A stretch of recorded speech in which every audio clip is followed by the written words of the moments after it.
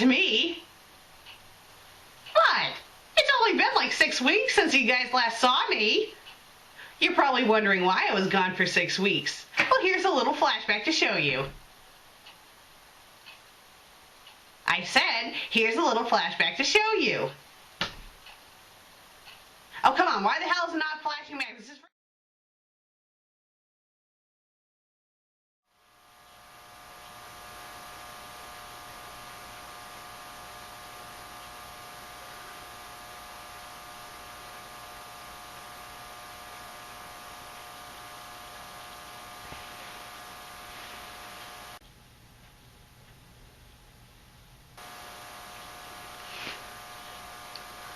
Where the hell am I? Oh, it's about time you woke up. Susan, where the hell am I? We're at my great-aunt's house. Your great-aunt's house? In England. In England? Why am I at your great-aunt's house in England?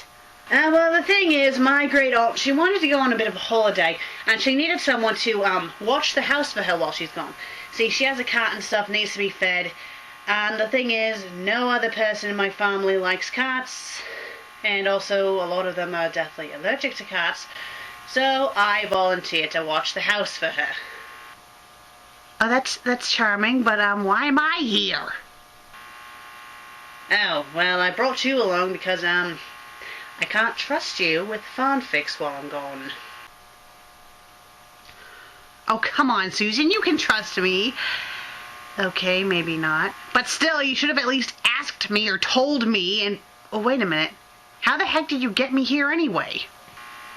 It was a bit of a chore. The other night when you were having a few drinks, I decided to drug your final drink with a tranquilizer that's strong enough to knock out an elephant. Clearly, it worked. So what I did, I packed up our belongings, plopped you in the car with all our stuff, drove down to the airport, went through security, had to do a strip search and everything. Strip searched? Yeah, it was a bit of a pain in the butt, especially seeing I had to hold you up so then they could do the search and everything. Yeah, a bit pleasant. You're kind of heavy. You need to lose some weight. And, yeah, we got on the plane, flew across the pond. I rented a cab, drove down here, and, that's how we're at this place. Nice, in the middle of the countryside, with not another person in sight. So, we are pretty much isolated. Okay, how long are we, staying in England? I do believe she said she was going to be away for 5 weeks. We're staying in England for 5 weeks? Susan! Them straightened at that, realizing exactly what kind of trust they were placing in them. You will take a ship to the Outer Rim. Master Yoda and Master Pike will be accompanying you. Did you guys just finally come back from that flashback now? You mean I have to read all that over again? Gone for 6 weeks and my editing program decides to not cooperate with me. How charming. Okay, guys, I'm assuming that you missed the intro to the story and everything. Okay, well, I'm the fanfic critic. I read, use them, blah, blah, blah. Today we're going to be taking a look at a rather unique crossover. The crossover between Star Wars and Star Trek. Not just any Star Trek, but the 2009 Star Trek. This will be a very interesting fanfic indeed. The fanfic is called In a Galaxy Far, Far Away by Gothic Cheshire. It's rated T, it's in English, it's adventure, and has 96 reviews. Unfortunately, the fanfic's a little too long for me to read in its entirety, so I'll only be reading the first chapter. Now, hopefully you guys won't fade to black on me in the middle of the story, or I'll scream. So, let's get started. God damn it, Jim. Get your ass over here now. The harsh southern drawl wasn't the kind of voice one would expect to come from a Jedi Knight, but that was the very person who had shouted. Standing with his arms crossed, feet apart, and prominent glare on his face was Master Leonard H. McCoy, glaring up at his apprentice James T. Kirk, known to most as Jim. Jim looked down at his master, and with a quick look down, used the force to slow his fall as he dropped the 20-some feet onto the ground, rolling to a halt in front of his master. "You called, oh mastermind?" The 17-year-old asked, Padawan braids askew and tan robes dusty and disheveled from the maneuver. The brown-haired man rolled his hazel eyes. It didn't matter how many years they trained that kid for, he still wouldn't show proper respect. It was part of the reason he was stuck with McCoy. The both of them were on the fringe of the Jedi Order. Respected, definitely respected, but still on the fringe. They were too unorthodox to be anyplace else. "Yeah, I did call you, moron. We're late. We're supposed to get to the temple 5 minutes ago." "Oh, shit!" Jim shouted out, running off. "Language!" McCoy snapped, taking off after him. Jim swung around and gave him an apologetic half shrug at the reminder that was tempered by are you really want to talk expression, only to run faster when he turned around. Leonard gave a huff and continued his race after his young apprentice through the crowded, unworld city streets of Coruscant. Most of the people they encountered got out of their way. They recognized the Jedi and his apprentice tearing down the street, and none of them were interested in getting in their way. They had heard stories of what happened to people who got in their way, and although most of them were likely exaggerated, it was always better to make sure. McCoy was a healer as well as a Jedi. That much they knew. It was the reason he spent so much time in the underworld city streets. It came with an insanely horrible bedside manner, but he was someone most of them respected. His apprentice was another matter entirely, but most of them enjoyed him immensely. They made it to the transporters in record time, skidding to a halt as they came into view, eyes flicking over the large group of people there inside. "Make that 15 minutes late. Master Mace Windu is gonna be pissed. We're Jedi. None of us get pissed. Tell that to my impressionable little mind that you infected years ago." "Shut up, Jim." The two of them ran up the stairs to the Jedi Temple, tearing past the organic shapes and various works of art that on any ordinary day would be examined extensively, their only focus on getting to the main area, and the Jedi Masters waiting for them there. They slid past various Jedi and apprentices, gaining a few amused expressions and a couple of shouts of protest. The sight of the wide double doors at the end of the corridor made them skid to a stop, bent over and panting as they tried to make themselves presentable, straightening their robes and hair and trying to catch their breath. "Well, here we go."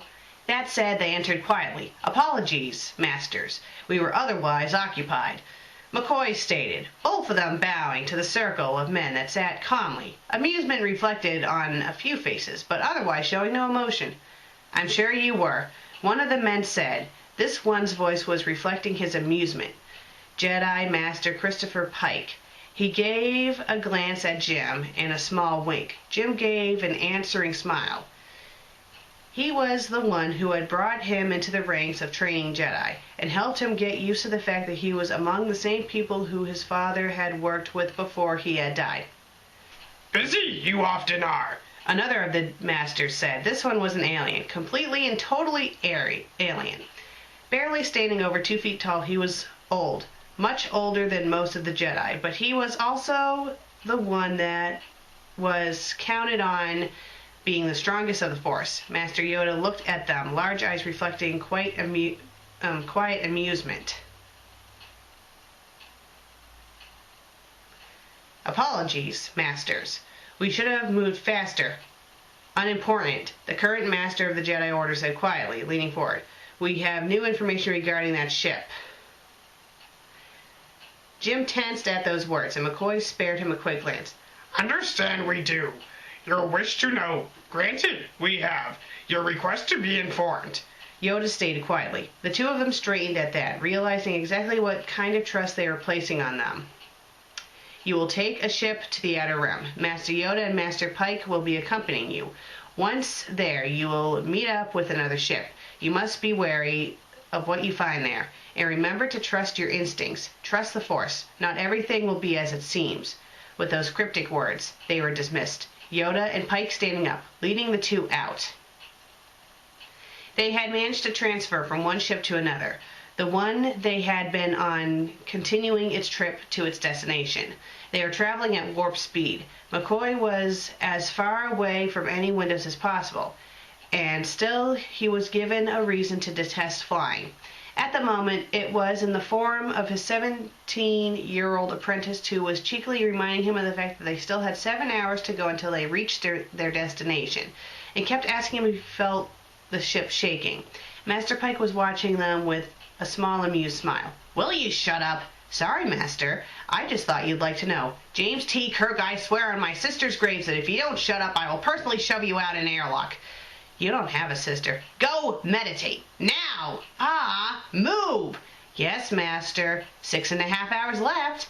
Jim sang out, running away as fast as possible before Bones could respond. "Sometimes I almost want to hate him." "Anger?" Pike asked softly, amusement trickling into his voice. "It's impossible to be around him for long periods of time and not feel it." McCoy answered stiffly. "Do you regret deciding to train him?" "Never. Jim's a good kid. He's a good apprentice, and he'll make a better Jedi. I suppose I should thank you for finding him." "Don't. I couldn't save his father." "Wasn't your fault, Chris. That ship came out of nowhere. Speaking of, where exactly in the outer rim are we going?" "Tatooine. We will be meeting someone there." "Your elusive apprentice?" "Possibly," Pike answered with a slight smile. "Kid got a name?" "Yes," Pike answered, once again a hint of amusement coloring his voice. "Will you at least tell me if the kid is male or female?" "Male." "Age?" 1 year older than your own. 18 then.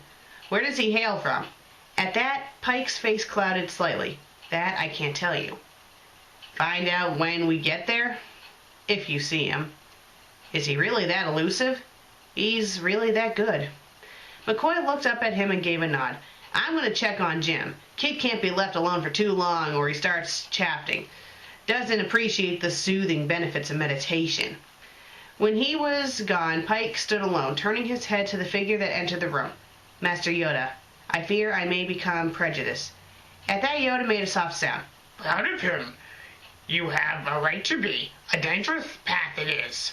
Pike made a move to reply when his communicator indicated an incoming transmission. He tapped it. A small holographic figure came into view.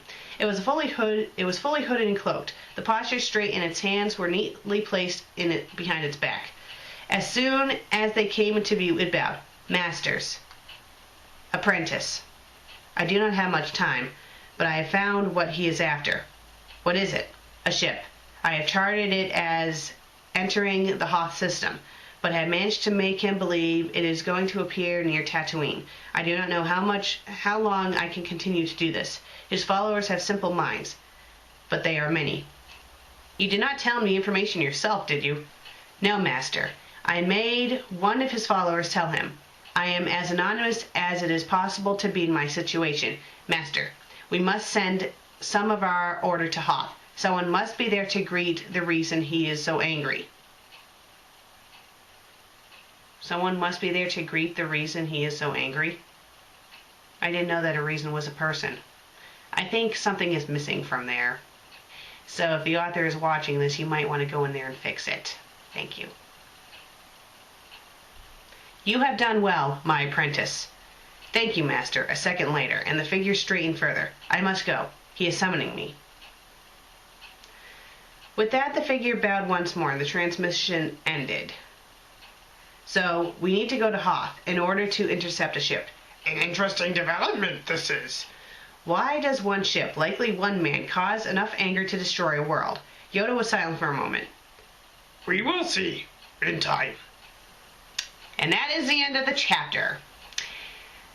Yeah, I'm sorry if my Yoda voice wasn't the best, but I will admit, I have read this story in its entirety, and if you guys love Star Trek and Star Wars, I suggest that you read this fanfic, because I think you guys will love it. It's really well written.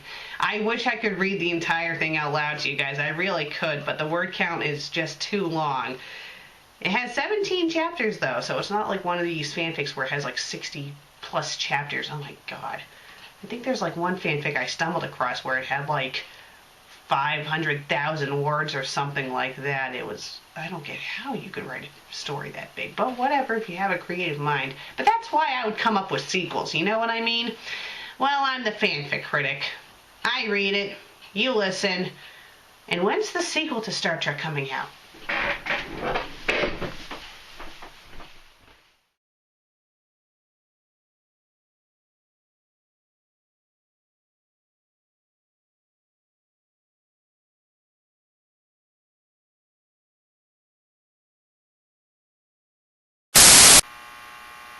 The thing is, my aunt needed someone to babysit her cat for her, seeing she's going on a holiday. And seeing I'm the only person in my family who isn't deathly allergic to cats, I decided to volunteer. Besides, I love cats, so I figured why not? I could use a break. A little vacation, from you and your country.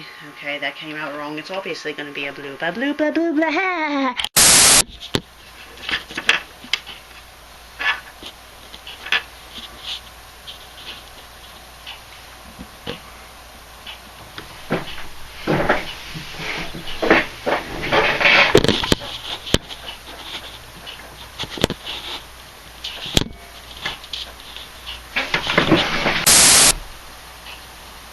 Hey guys, long time no see.